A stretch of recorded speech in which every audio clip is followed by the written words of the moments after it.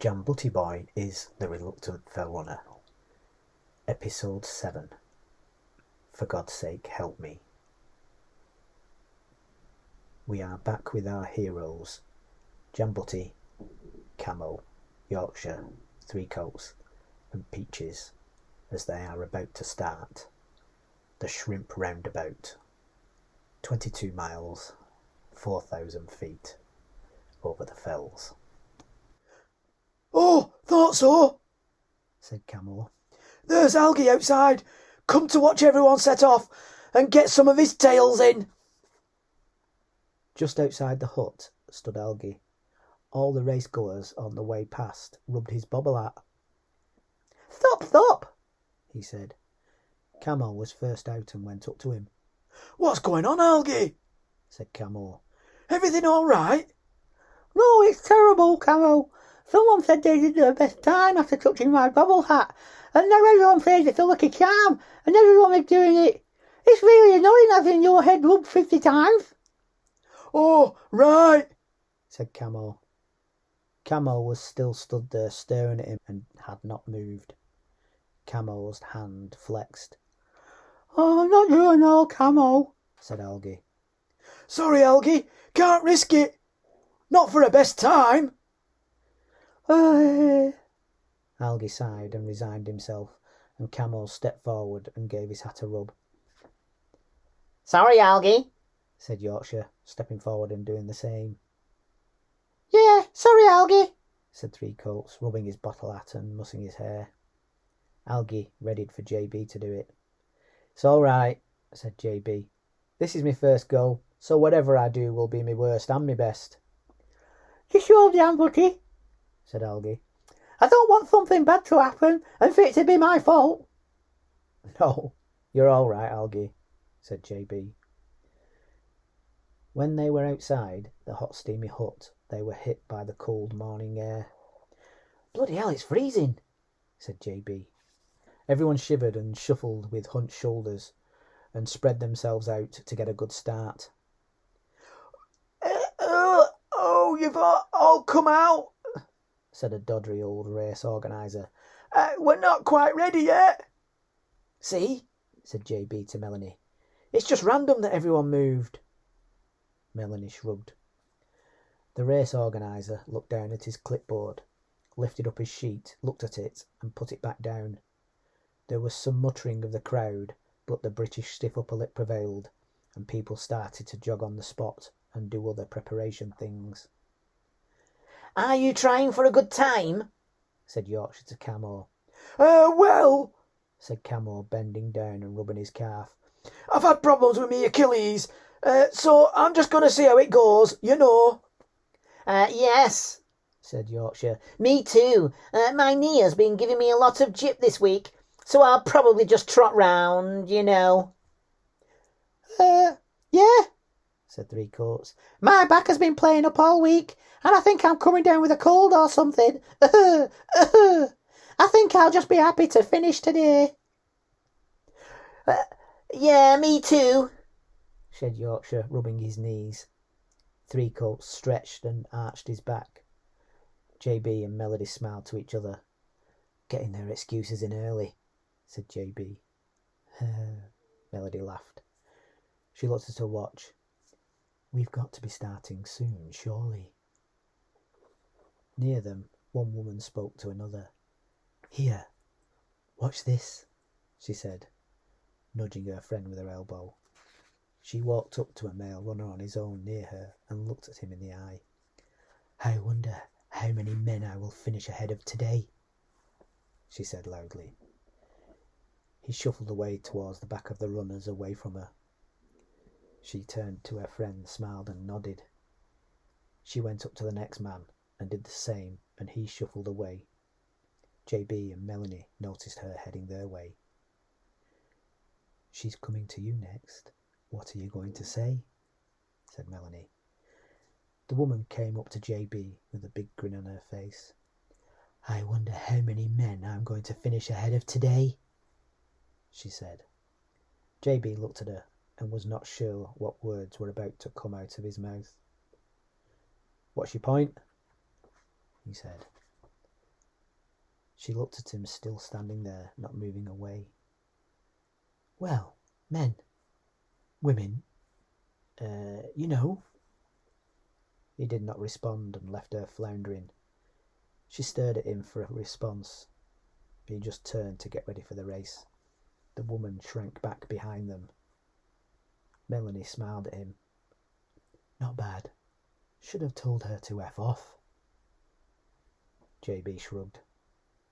The race organiser was looking at his clipboard with a woman animatedly discussing something. Get a move on, will you? Shouted a random voice. It's Brass Monkeys here. There was a general laughing, shuffling and agreeing.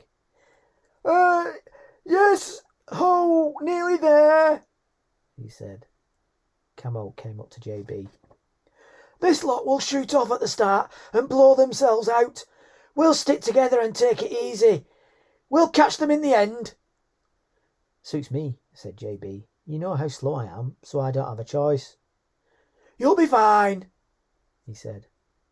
Camo was eating a banana, and he looked at the empty skin, and then looked around for a place to put it. The I wonder how many men I'm going to finish ahead of woman took a step forward. I hope you are not going to throw that on the ground. It takes a long time to rot down, because it's not natural to this country. It's not the natural environment, she said in a supercilious loud voice. A banana skin? Said Camo in disgust. You complaining about a banana skin now? See that hill there? He pointed at a nearby green hill. He did not wait for her to respond. That's not natural. It should be covered in trees. But our ancestors 3,000 years ago cut them all down for farmland. See this road? That's not natural. Them houses, not natural. Those gardens, them cars, the clothes you are wearing aren't natural, are they? Even that apple tree in that garden was not natural to this country at one time. Nothing is natural anymore. If I put this banana skin behind that hedge, it will rot down and be food for that hedge. Not natural. Take your unwelcome interference and shove it up your arse. Well, there's no need. You're right, there was no need for you to poke your nose in. What, just because you're a woman, you think you can make a nasty comment and not get away with nothing back? And don't think you can start with the tears, neither, said Camo. I've never been spoken to like that in my life. I know, you can tell. Well, now you have, so bugger off. The woman walked off angrily and went to a race marshal. She was shouting at the marshal and pointing at Camo. The marshal shrugged, and even from this distance you could see the marshal had said, "What do you want me to do about it?" The woman shouted and jabbed her finger at him. He gave her the international hang on a moment look and put his hand in his pocket. She looked down as he brought out his hand from his pocket, and he turned his hand into the V sign for her. She stomped her feet and walked off in a huff. There was a loud crackle and buzz as a megaphone was switched on. Right, everyone, welcome to the 21st annual Shrimp Roundabout, said the race organiser. Everyone cringed at the horrible fake noise. Get on with it, said a friendly voice. JB looked at Yorkshire, looking very proud, telling people around him about his shoes. They looked very fragile. Right you are. On your marks, everyone. Yorkshire took a deep breath, his face beaming happy. Here we go, he said. Assume the position. Everyone bent forward slightly to start the run, but Yorkshire did the full formal start, bending down into both hands on the floor and with one leg back, sprinter start. Three colts, slowly and nervously, went down to join him. 5, said the race marshal. 4, 3, 2, 1, go! Everyone shot off. JB and Camo slower than most. Melanie looked back. "See you at the finish," she said. "If I make it," said JB. "Ah," she laughed. Not far in front was a small gate bottleneck, and the crowd of runners had to slow down to pass through. "God, this is a fast start," said JB to Camo. "Yorkshire and Three Coats are out of sight already. Are you sure you don't want to go round with them? I don't mind." "No, it's all right. They always shoot off, but they will settle down in a minute." Through the gateway, the ground opened out to a field, and the runners spread out. There was a rise in the ground. It had been raining a lot recently, and with all the runners' feet trotting through, the rise had turned into a muddy bog. Yorkshire was running up it with Three Coats and lost a shoe. "No! My Geoff Astells!" he shouted, heartbroken. Yorkshire was stood there looking into the bog as the train of runners came through, churning up all the mud. There was no sight of the shoe. "I'll go in for it," said Three Coats. "You block them off." Yorkshire raised his head and set his face to a grimace. "No, it's gone. Leave it. I've got my falcons in the scout hut. I'm going back." "Are you sure?" said Three Coats. "Affirmative. You go on and I will catch you up," said Yorkshire. "I'll come back with you," said Three Coats. "I don't mind." "No," said Yorkshire proudly. "If you don't mind, I'd like to be alone."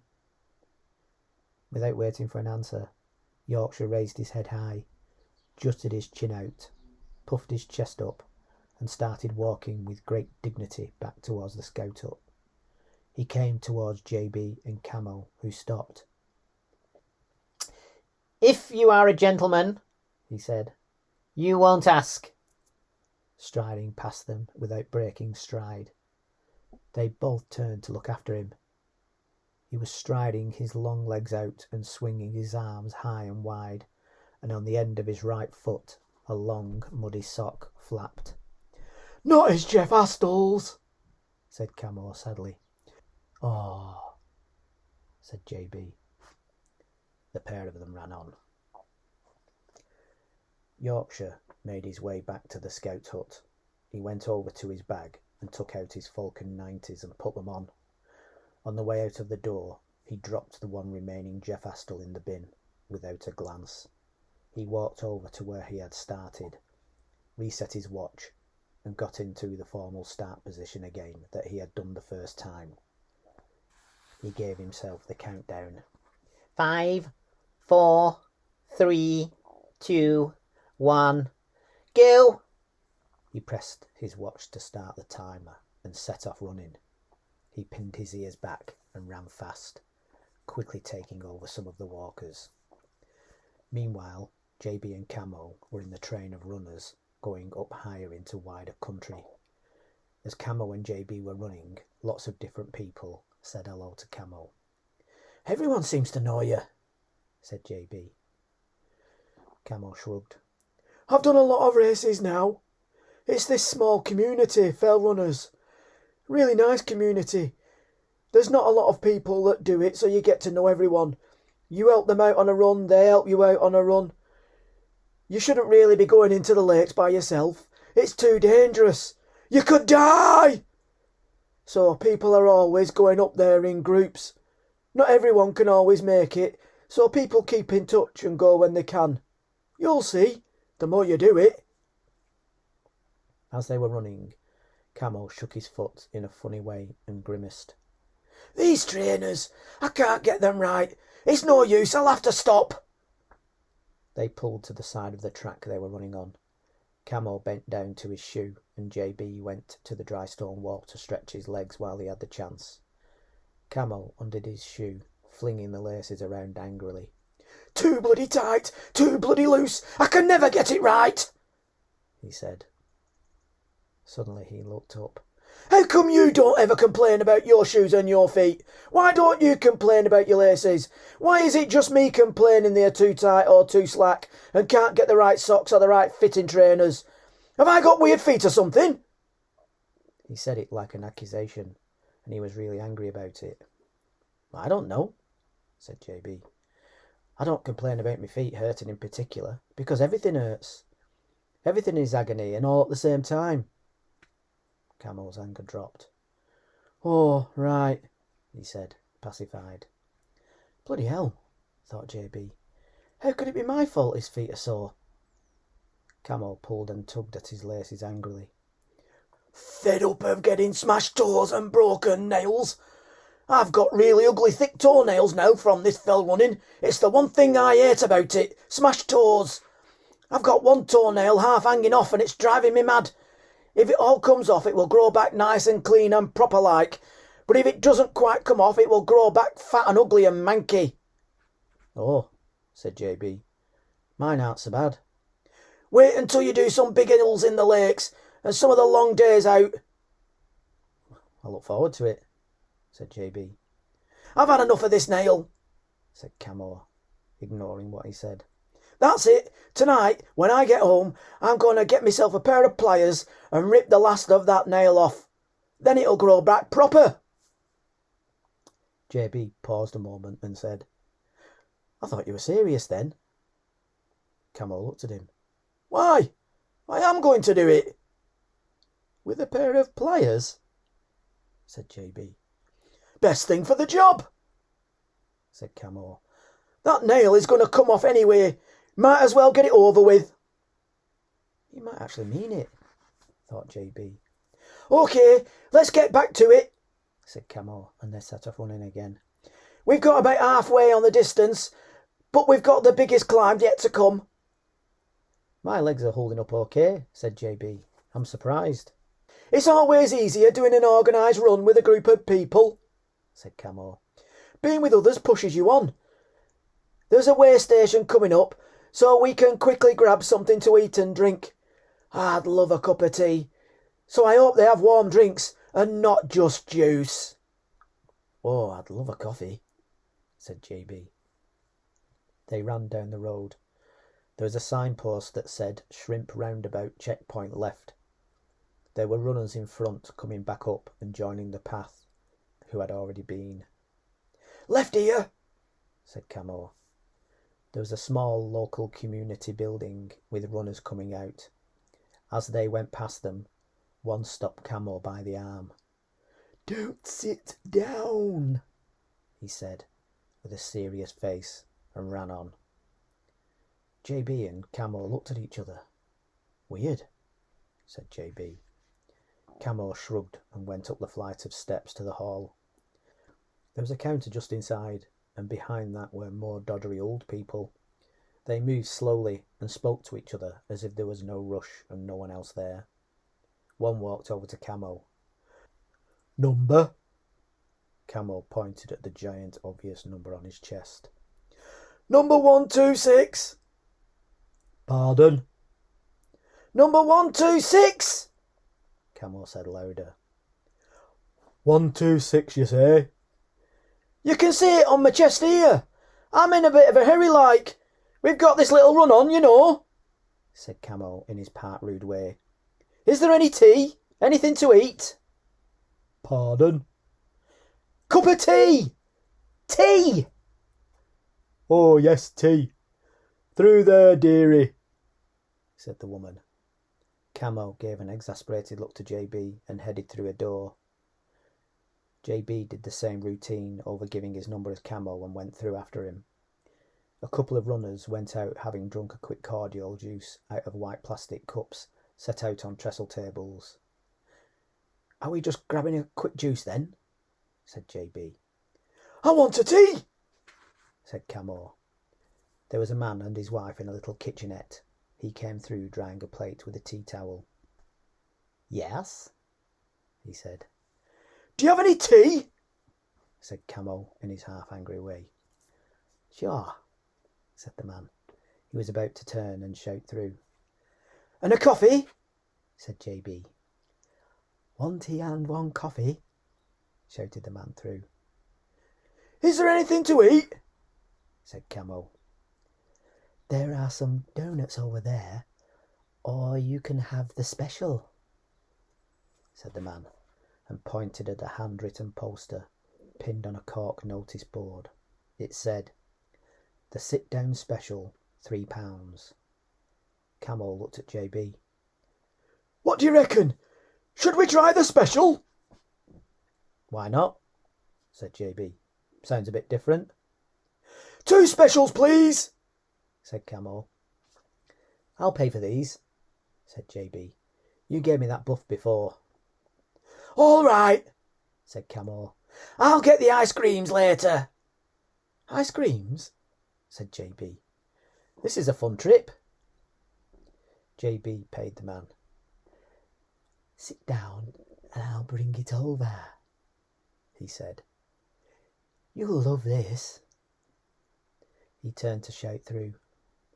Edith, 2 specials, please. Oh, marvellous, said the woman. Coming right up. Camo and JB sat down at a table. I hope it won't be long, said Camo, looking at his watch. Perhaps we should have just had a donut, but I don't like 'em. The man came walking over with 2 takeaway cartons.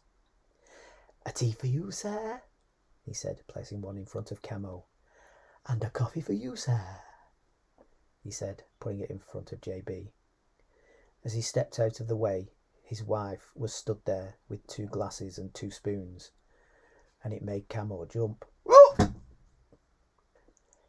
Amuse-bouche, she said, placing one each in front of them. Oh, nice, said Camo. Enjoy, said the woman, slowly waddling away. Camo and JP quickly ate the aperitif. As the last spoonful went in, the man appeared in front of them. Nice, he said, picking up the finished glasses. Very tasty, said JB. Mmm, said Camo, still swallowing. As the man turned to take them away, his wife appeared again as if by magic behind his back. 2 soups, she said. Oxtail. Ah! Said Camo, jumping at her surprise entrance. Oh, it's years since I've had oxtail, said JB. I used to have it as a kid. Homemade, said the old woman, in a proud voice. She turned and waddled away. They started to eat the soup. This is tasty, said JB. Yes, it is, said Camo. but I have to admit I'm a little disappointed that they call this a special. Not even a roll. The sign should have said soup £3, and then you would know. I didn't expect motorway service station prices in a little village in Cumbria in the middle of nowhere. They quickly finished the soups, and the man was immediately there to take them away. Enjoy your soup, he said. Very tasty, said JB. Camo pushed his chair back to get up and go, and the man frowned. You've not had your main course yet, he said. Hey? Said Camo. The man turned to take the soup plates away, and his wife appeared again behind his back. Roast beef and Yorkshire pudding, she said, and slid the plates across to them. She turned and waddled away. The man appeared and handed them a knife and fork each. Mustard, he said. Yes, please, said Camo automatically. JB and Camo were sat open-mouthed. In front of them was a giant plate full with roast beef, roast potatoes, new potatoes, carrots, peas, cauliflower, and topped off with a giant Yorkshire pudding. The wife came waddling back with a giant gravy boat. I always feel you should put your own gravy on yourself, she said, not have someone put it on for you.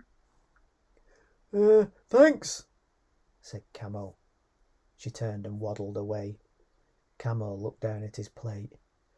I'm never going to be able to eat all this, he said. You're not? What about me? How am I going to be able to eat it? Said JB. Camo picked up the gravy boat. Better make an effort, though. Put some gravy on. It will help you get it down. Camo and JB made a valiant attempt to finish the giant meal. The husband came over part way through. Nice, he said. Mmm, said Camo, with a giant piece of beef in his mouth, trying to swallow it half chewed. Yes, said JB. She's a good cook, my wife. She puts her blood, sweat and tears into her cooking, he said. I hope not, said JB under his breath. Sorry, said the man, looking at him sternly. I said it's nice and hot, said JB. Of course, said the husband. Right, said Camo. I can't eat a thing more. That's me done. The man appeared at the table with a big smile on his face. Did you enjoy that, lads? Are you sure you finished? Not eat that last potato? Oh, lovely, yes. No, I can't. That was absolutely grand, thank you, said Camo. The man took the plates, and Camo and JB put their hands on the table, ready to slide their chairs back and finally get going. Apple tart and custard, said the wife, appearing at her husband's shoulder. JB and Camo could not bring themselves to say thank you. With solemn faces, they picked up their spoons and made a start. While they were alone, they spoke quietly and conspiratorially under their breaths. This is our own fault, said Camo. Don't sit down, he said. When we came in, did we listen? No. Did we? No, we didn't. There can't be anything else after this, said JB. This is the last course, surely. Nothing after apple pie. Tart, said Camo. It's a tart. What's the difference? Said JB. Tarts are topless, said Camo innocently. No crust. Oh, right, said JB. You know, I could put it in my mouth, but I can't swallow it. Camo started to giggle. Don't make me laugh, or I'm going to puke all this lot back up on this nice gingham cloth table. JB started to giggle, and they both ended up with tears in their eyes. In the middle of a fit of giggles, JB managed to squeeze out the words in a high-pitched voice. This has been one of the worst experiences of my life, he said. Camo was in tears, and he managed to squeeze out, We haven't tried running yet. Everything all right, gentlemen? said the husband. Yes, thanks, said Camo, getting up. He was smiling and just getting his laughter under control. That was great, but we really have to get going now. Cheese board, said the husband.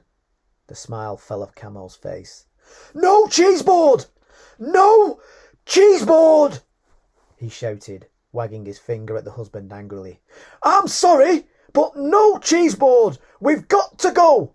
We are in a hurry! You should have said, said the husband. Do you want Edith to make you up a couple of sandwiches for the rest of the journey? No! No, thank you! shouted Camo. We've got to go! Couldn't eat another thing, sorry, said JB. Camo set off out of the community centre, and JB hurried after him. They waddled as they ran, and gently rubbed their stretched and aching stomachs. I think I'm going to be sick, laughed JB. Please don't make me run, or laugh, and definitely not run and laugh, he said. You know, I would have loved that meal, said Camo. In about 4 hours from now. Perhaps you should go back later, for another, said JB. I am never setting foot in that torture chamber again, said Camo. JB laughed and looked back to get a last look at the place.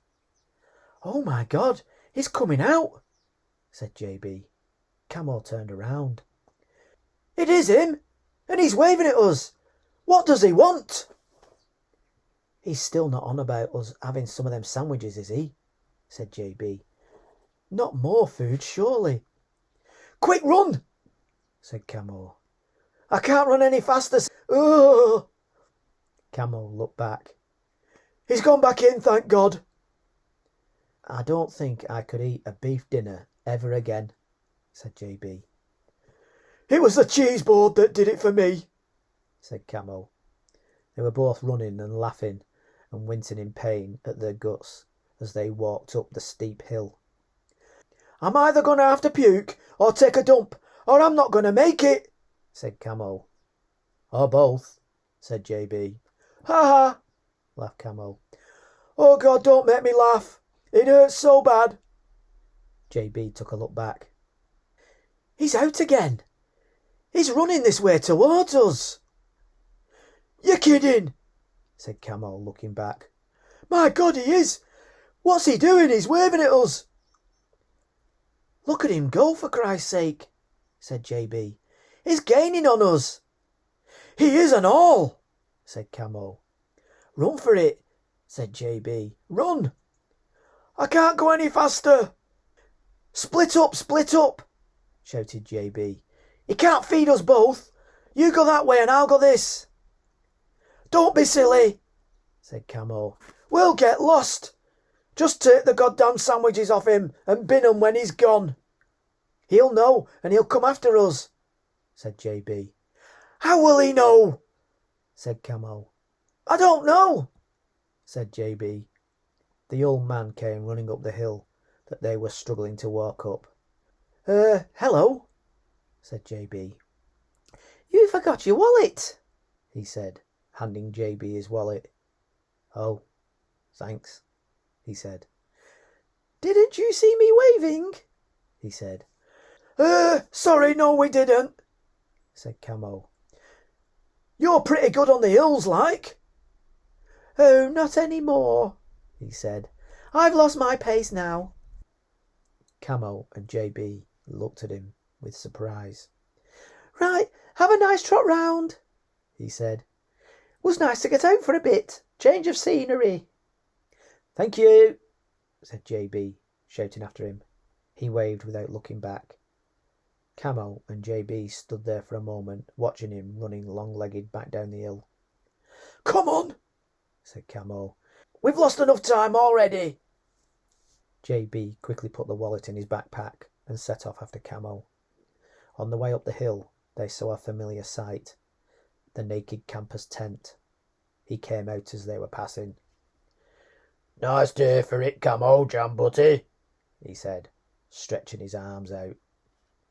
Yeah, said Camo. Beautiful, said JB. Mind you, be different on the top, mind. Where you heading? It's different on the tops, he said, pointing to the top of the mountain. Usually is, said Camo. Nice to see you. Yeah, nice to see you, lads. Yeah, nice to see you, said JB, as they went trotting past. Yeah, nice to see you, lads. Mind how you go, he said. Will do, said JB. When they were out of earshot, JB turned to Camo. Why is it so difficult to keep eye contact when you really have to? Ha ha! I know what you mean. You have to keep having a word with yourself, and then you lose track of the conversation. When they got to the top, it was blowing a gale, and there were a few drops of rain thrown at them. On the top was an old man at a checkpoint, with a trestle table, chair, clipboard, and a signpost stuck in the ground with a wooden arrow, with shrimp written on, pointing in the direction to go. Number, he said. Camo gave his number. Down yonder, he said, pointing with his thumb over his shoulder. Number, he said to JB. JB gave his number. Down yonder, he said, jabbing with his thumb again. I hope the weather holds off for you, said JB, but it looks like it's coming in. Aye, said the man. Camo and JB set off down the hill. Talkative chap, said JB. Ha ha! The wind and rain is coming in, said JB. Try your new buff out, said Camo. Oh yeah, said JB. He pulled it over his head so that it hung off his nose and covered his ears and mouth and his neck. Wow, this is great, he said. It really protects you from the wind. Just that little piece of material. What a difference. Yeah, said Camo. It's a great invention. Meanwhile, back on the tops, the race marshal was getting battered by the wind, and his equipment started to blow away. As they were coming downhill, Camo started wincing and letting out little groans. Ooh! Is your toe hurting again? said JB. It's worse for that going downhill. It's not that, said Camo. I need a poo. How far is it to the next way station? Couple of miles. I'll never last until then. I'm going to have to find a hedge or something. JB looked around. I can't see anything, he said. They were in a train of runners. There's too many people about to just go here. Well, if I don't find a spot soon, I'm going to have to. I've got a bit of a turtle's head situation going on here. Oh my God, laughed JB. It's not funny, said Camo, and he winced. Ooh! My stomach is having painful contraptions that are rippling out. My sphincter is struggling to hold it back against those contractions and the force of gravity. I'm not going to be able to hold it back much longer. I'm giving birth soon. Thanks, said JB. I've got a great, very vivid picture in my head now that I'm never going to be able to get rid of. Ha! Oh, don't make me laugh. Camo grabbed hold of JB's arm and squeezed it hard while he had a contraction. Oh! He said as a wave went through him. Camo stamped one leg on the ground. I nearly shit myself then. I think I might have bitten off the tip of it. Seriously, I'm going to have to go now. He clung onto JB's arm as another wave went through. You're hurting, said JB. Sorry, I can't help it, said Camo through a grimace. A group of runners went past them, giving them funny looks. Camo was past curring. JB looked around and saw some high heather with lower ground behind. Over there, he said, pointing. Camo looked. I don't think I can make it, he said. You can do this, Camo, said JB. You can do this. Come on, dig deep. I'm going to have to dig deep to bury this one, said Camo.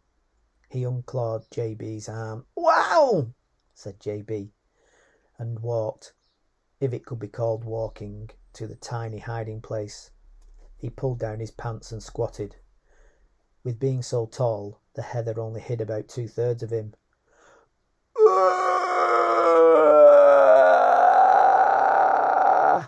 Shouted Camo at a wave of pain. I've clenched so long now, my sphincter won't let go. This is absolute agony. Wah! JB nodded at some runners coming past. There was one at the back who looked at him puzzled. I'm just waiting for the 135 bus to Bury, said JB. Ha! Laughed the runner. I did wonder. Ooh, said Camo. Camo took a couple of breaths. Ooh. It's out, he shouted. My God, you should see the size of this thing. No thanks, said JB. I'd rather not. JB could see the crouched Camo moving about behind the hedge. Bloody hell, I don't believe it, he said. What? Said JB. I've not packed me wet wipes, he said. Can you believe it? I always pack me wet wipes, and the one time I bleeding need them, I don't. Some more runners went through and JB nodded at them. Bloody hell, said Camo. Oh well, I've done this before. JB could hear Camo ripping up clumps of grass. Camo was a few minutes sorting himself out. Eventually he stood up and came striding across happily to JB. That's better, he said. Had to bin those seamless underpants though. Yeah, said JB. 21 bleeding quid down the drain and all. Oh well, never mind, said JB. That was absolute agony, that, said Camo. Mind you, when my sphincter finally let go, that was nice. I heard, said JB, laughing. Right, let's get back into it, said Camo, jogging. Their feet slapped rhythmically on the hard pathway as they went downhill, and JB started singing. In days of old, when nights were bold, and toilet paper not invented, they wiped their arse on tufts of grass, and they were quite contented. Cheeky sod, said Camo, laughing. Seriously, I hope no one goes that way though, said Camo. That's a giant. You could use that log as a landmark. I'm proud of that one. Bloody hell, said JB. He started singing about the knights of old, and Camo joined in. They went past a slow group of runners who gave them a funny look. Core, I'm ready for an ice cream now, said Camo, rubbing his hands. You kidding? said JB. No, are you not hungry? Probably not for a week, said JB. Ooh, I am, said Camo. I'm starving. There's usually an ice cream stand in this little hamlet coming up. They came off the hill. At first there were the odd scattered houses, and then they became denser to form a pretty little hamlet. There was a queue of 3 runners waiting at a little stand manned by the girl guides. Oh, brilliant! Here it is, said Camo. Are you sure you don't want one? Definitely not. I don't know how you can eat after that big meal. That was ages ago, said Camo. Besides, I've had a poo since then. Camo went to join the queue. He had taken his running rucksack off to get his money out. Cooey, said the woman in uniform. Hi, Camo. Hello again. Hi, Arkayla, said Camo. I thought we'd missed you, she said. Are you having an ice cream? Yeah, I think I'll splash out and have a 99, he said. Arkayla laughed at what Camo said, showing all her teeth and being all girly. Lucinda, she said, nudging one of the girl guides. Get Camo a 99. Get him an extra large portion. He's such a big boy and needs his energy. Lucinda went to make Camo the ice cream. The 3 runners in front of Camo shifted and glanced disapprovingly over their shoulders at him, and then went back to waiting patiently in the proper British way. It's okay, I'll wait, said Camo. Oh, said Arkayla, flapping her arms. Lucinda wasn't doing anything. The ice cream appeared quickly and efficiently, and Arkayla looked at Lucinda sternly as Camo gave her the money. Keep the change for the repairs, said Camo. Oh, you are so generous, said Arkayla. Are you on any more of our fell runs this year? Have you signed up for the Winkle? Not yet, but I probably will be, said Camo, gradually walking away. Don't forget us, shouted Arkayla, waving. I won't, said Camo. Arkayla turned to Lucinda. Did you give him an extra large portion, Lucinda? Yes, Arkayla, said Lucinda. Is it okay if we just walk fast and not run while I eat this? said Camo. We'll get a wriggle on after this. I don't mind, said JB. We've been going at my pace all morning, not yours. You're doing well for your first organised long run, said Camo. So far, said JB. Anyway, she obviously fancies you. Who? Said Camo. Kayla, Kayla? said Camo. Don't be daft. She's a Girl Guides leader. Yeah, said JB. They're not nuns, you know. It doesn't come with a vow of chastity. Don't be daft, said Camo. She's nice to everyone. JB gave him a look. A runner came past quickly and shouted at them, Losers! It was Yorkshire. He was running and jogging backwards. Look at you stuffing your faces with ice cream. I knew I'd overtake you. No commitment. Not enough heart for the long ones. I even gave you a head start today. Ha ha! See you at the finish line. Not. He turned and ran off. Said Camo, licking his ice cream quickly and picking up his walking pace. Camo bit the top off the ice cream and swallowed it down. Ooh! Ice cream headache, he said, shaking his head. You okay? Said JB. Come on, said Camo. We can catch him. I'm not having that. Camo set off a lot faster than they had been going before. JB ran after him. He was quickly blowing. Look, you go ahead and catch him. I won't be able to do this pace, said JB. Are you sure? Said Camo. I'm sure. There's plenty of runners about. I'll follow them. How much further is there to go? About 4 miles, said Camo. OK, I'll see you back at the scout hut then. See ya, said Camo, putting the afterburners on and pulling away. JB dropped his pace back down. It was a long road, and JB could watch the two of them for a while. Look out, Yorkie! I'm coming for you! Shouted Camo. Yorkshire turned around, saw him, Whoa! let out a yelp, and started running faster, his arms flailing in a funny way. JB trotted on happily by himself for about a mile, sometimes overtaking someone slower, or someone faster overtaking him. He had time to look about. On a long straight path through some woodland, he saw Melanie, Peaches, out in front. That's strange. Why is she slow today? He thought. He looked closer, and he could see she was running awkwardly. Is she injured? Well, Camo in Yorkshire didn't stop for her, so I guess she's okay. I'm going to catch her up. That'll be nice. Hang on, what are we going to talk about? You look like a right idiot if you can't think of something to say. Think. What do I do? Do I run past her or run with her? Hang on, she's disappearing off the track. She must need a comfort break. After that, she'll be back up to speed and off in the distance anyway. Oh well, never mind. He was going past where she had turned off, and he glanced in her direction. He caught her in flagrante. She was over the edge of a little clearing near a tree line.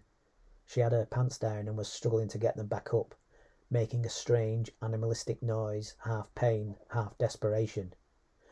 She's got cramp, he thought. My God, don't look, you barbarian. Sorry, he said, covering his eyes and running awkwardly. I've got cramp, she shouted. I can't get my pants up, Jam Butty. I'm not looking, he shouted. Oh, for God's sake, get over here and help me, she shouted. Are you sure? He said. Hurry up before someone else comes. I've got cramp and every time I bend I'm in agony. He hurried across the uneven grass, peeking between his fingers.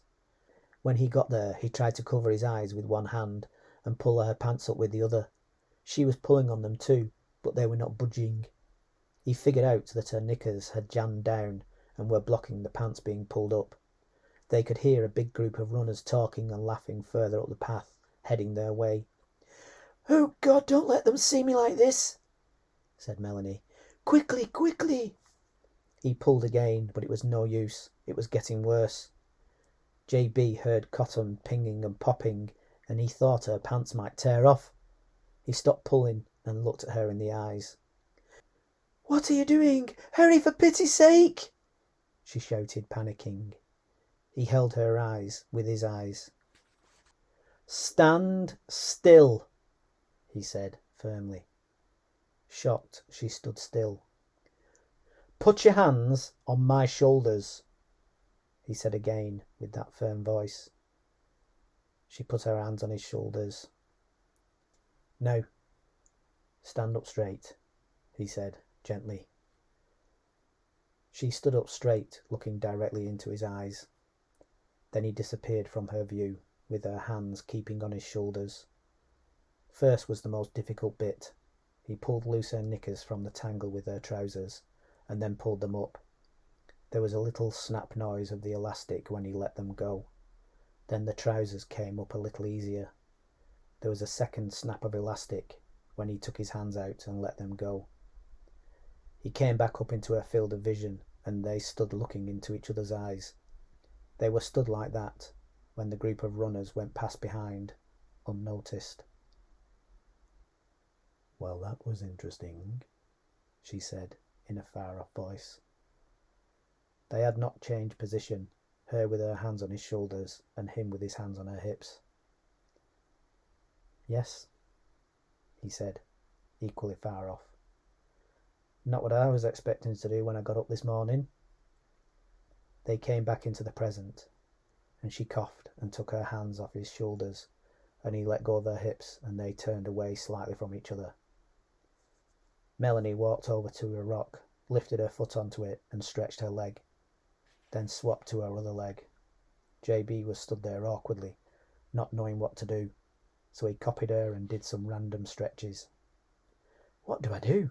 he thought. "I can't just run off, but I can't stand here either. But if I stay, what on earth do I say now?" "Oh, that's better," she said. "Better not stop too long or they will cramp up again. I think there's about 3 miles left. I think I can make it. I think I'll be fine now." "I'll just make sure you get going again," said JB shyly. "Thanks," she said. They started jogging, and there was an awkward silence, with neither of them speaking. After they had been going for a while, she said, "My hero," in an exaggerated girlish voice. "Bugger off," he said. "Ha ha," she laughed. "Stand still," she said in a deep voice. "Put your hand on my shoulders. So masterful." "Sod off," he said. "You can pull your own pants up from now on." "Oh, say that again," she said, in that masterful voice. "Turn my legs to jelly." "Bugger off," he said. "Oh, yes, that's the one," she said. "Ha ha." They ran on quiet for a bit, but it was no longer awkward. "Did you sneak a peek?" she asked. "Of course I bloody did," he said. "Ha ha," she laughed. "You've seen the lot now." "Not everything," he said, giving her a quick glance. "There's a couple of things I've not seen yet." She punched him on the arm. "Ow!" he joked. A little while later she said, "Anyway, you owe me now." "What do you mean?" he said. "I helped you out. How do I owe you?" "Don't play innocent," she said. "You had a sneaky peek. It's only fair I have a sneaky peek too." "You've got to be kidding," he said, giving her a nervous glance. "No," she said seriously, meeting his glance. "It's only fair." "I suppose it is," he said, "but I've no idea why on earth you'd want to. Can't I get you something you'd prefer, like chocolates or something?" "Ha ha," she laughed. Then she looked around to the front and back and came to a stop. "Right, no time like the present. There's no one around to see, just you and me," she said. "Fair's fair, time to even things up. Drop them pants." JB stopped running. Melanie had her hands on her hips and a serious look on her face. You're not serious, he said, looking around. He had a pleading look on his face. Drop them, she said, pointing. JB sighed. He put his hands to his hips and took a deep breath to bring up his courage. Stop, she shouted. I only wanted you to offer to do it. That's enough. Oh, thank God for that, said JB. She giggled, and they started jogging again. I'll take those chocolates, though, she said, smiling and looking over her shoulder at him. He jogged on after her. It was only a quickie glance, he said. So, will a Kit Kat do? I don't think it was a Toblerone's worth. Ha! She laughed, running. They came out into the edge of town, and it was like coming back into reality, the real world. The light-hearted laughter was gone, and they were a little serious. With the Scout hut in sight, she said, I can't stop you showing off to your mates, but I'd prefer you not to tell anyone. I won't tell us all, he said. I don't believe it myself, and I was there. Ha ha, she laughed. He came through into the noisy Scout hut. There were people all over the place, muddy shoes and clothes on the floor. Yorkshire, Camo and Melanie's boyfriend were together over the other side of the room, and they had to fight their way through towards them. I'd like to go home, she said, putting her arms around his neck, her voice a little husky. Right now. All their eyes went to Melanie, privately wishing that was them. Her boyfriend turned his face away from her and pulled her hands off his face. No chance, stinky poo face, he said. There's no way you're getting in my nice clean car until you've showered. You stink. She stood there transfixed to the spot and seemed to shrink with everyone looking at her. Go on, he said. I'm not having my car stained and stinking out all week. Go and get yourself showered. She picked up her bag and left without saying anything to anyone or catching their eye. As I was saying, he said to Camo in Yorkshire, I've been to Switzerland skiing. Now they're mountains, buddy. You can't call these mountains these little hills. There's so many mountains in Switzerland that are 7 times as big as these at least. You need oxygen to get to the top of the big ones. The altitude is so thin. These hills would just be the lower foothills at the bottom. They wouldn't even have their own names. You can't call these piddly little things mountains. Without thinking it through, Jam Butty walked up to him. What's that? He said, pointing at his belly. He automatically looked down, and Jam Butty flicked his hand up his chest and waggled his fingers in his face. I'm having a quick shower, he said to Camo and Yorkshire, who were trying not to laugh. JB picked up his bag with his change of gear and did a rubbish backwards moonwalk before his progress was blocked by gear on the floor. What's that? Said Melanie's boyfriend. What is that? Hey, what is that? Is that some kind of in-joke? Bloody fell runners. JB was in the shower thinking over the day. He switched it off and was drying himself with a towel when he heard gentle crying from the shower cubicle next door. He thought he might regret it, hesitated, but then spoke. Melanie, is that you? He said. Jam Butty? Yes.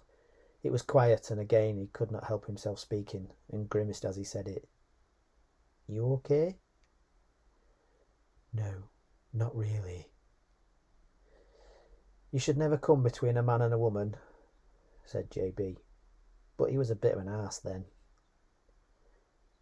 It's not that, she said.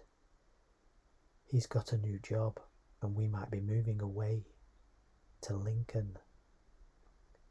There's no hills in Lincoln, said JB. It's all flat. What am I going to do? she said. I grew up on these fells. What will I do if I don't have them to go to, and I'm stuck in an office all week? I'll go crazy. You could run on the flat, he said. I probably will, but it's not the same, she said. No, said JB. They're junk miles. What's that? She said.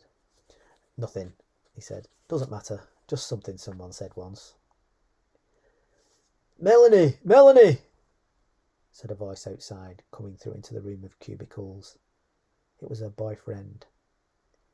I'm in here, she said. Come on, hurry up. What's taking you so long? I'm bored. I've been waiting here for ages and all I've got is these idiots to talk to.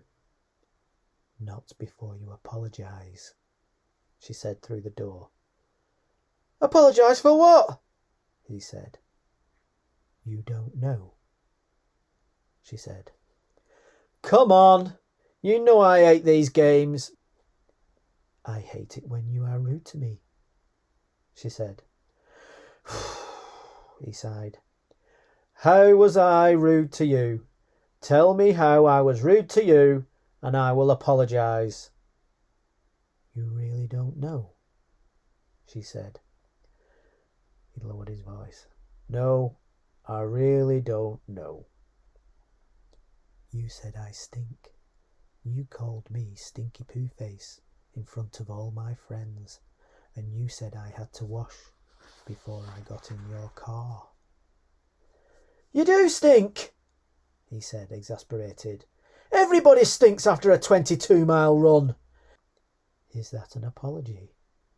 She said. It's a new car, he said. She didn't answer and just went quiet. He sighed and said in his best polite and quiet voice, I really am sorry for saying you stink in front of your dippy friends. You always smell lovely. You smell of roses each time you do a 22-mile run. Thank you, she said. Now that wasn't too much to ask, now was it? Can we go now? He said. I'm starving. Sure, she said. I'm nearly ready. Just need to get my things. I'll see you in the car, he said. Okay. JB could hear her gathering her things together and then the door go. Will you be at the inaugural meeting of the Lonsdale Fell Running Club on Thursday? She said. Yeah, I should be, said JB. I'll see you there, she said. Could be my first and last meeting. Bye for now, said JB, not knowing what else to say. He got dressed and went back outside, just as Three Coats came hobbling in through the doorway. You made it then, said JB. Only just. Oh my God, that was agony, said Three Coats, walking slowly and bow-legged. Chaffinch, said JB. It's chaffed more than an inch, said Three Coats. No, chaffinch, said JB, pointing at a chaffinch outside on a tree branch. Oh, yes, right, said Three Coats. No, my undercarriage is lacerated to death. Under my arms is red raw, and my nipples have been sandpapered to a point of pure agony. Oh dear, said JB. Camo and Yorkshire at the top end. I'll go and get a shower and freshen up first, he said. I left my bag in the changing room. Right, said JB. I'll see you in a few minutes then.